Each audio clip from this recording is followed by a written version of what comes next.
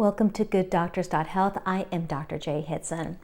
So on Q&A day, one of my favorite topics is how do you have all-day energy? How do you maintain strong physical and mental stamina all day long? And to be very simplistic with it, you have to make sure that you are putting in as many resources as you are pulling out. So to put it bluntly, you cannot run a high performance life on a celery stick and a protein shake. It's not going to happen. You have to be making sure that you're giving your body the fuel it needs if you want it to maintain and go and go and go all day long. Now, some people rebuke, whenever I was young, I used to be able to go, and I didn't have a great diet. Yeah, and you've dwindled down the resources to the point now where there's just no fuel yet left. There are a lot of things that the body does. We had, the tank was full at one point in your life, and now you've just depleted to the point where now we're just running on fumes. So how do you, especially as we are getting into our 40s, our 50s, 60s, and so on, how do we have that all-day energy?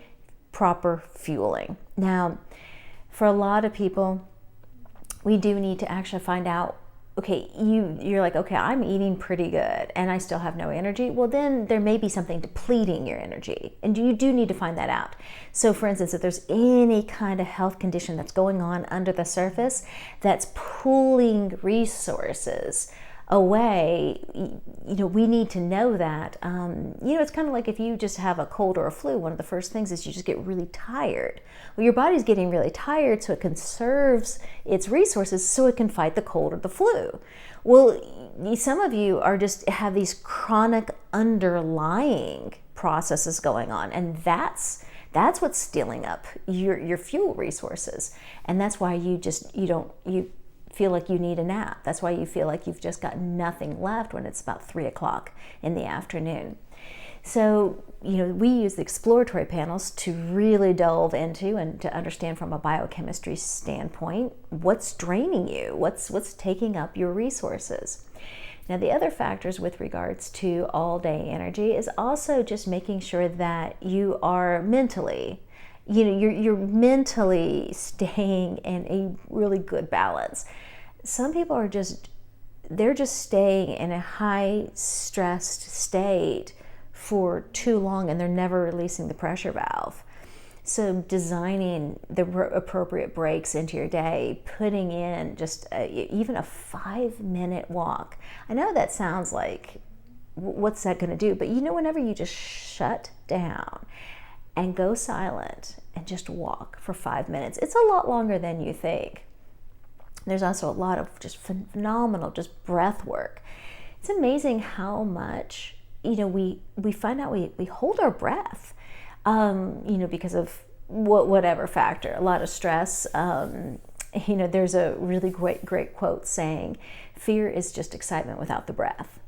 So whenever we're in stress states, we have a tendency to hold our breath, which then obviously is depleting our body of oxygen, which is going to make you tired. There are a whole host of things that we could get into that could be keeping you from having the energy.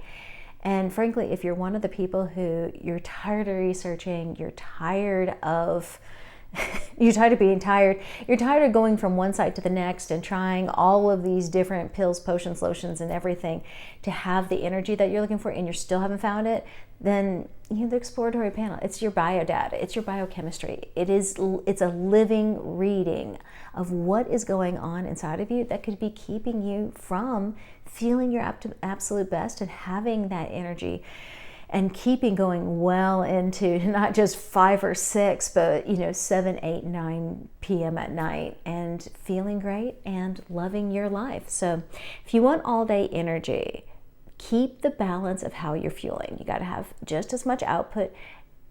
Output and input need to be matched.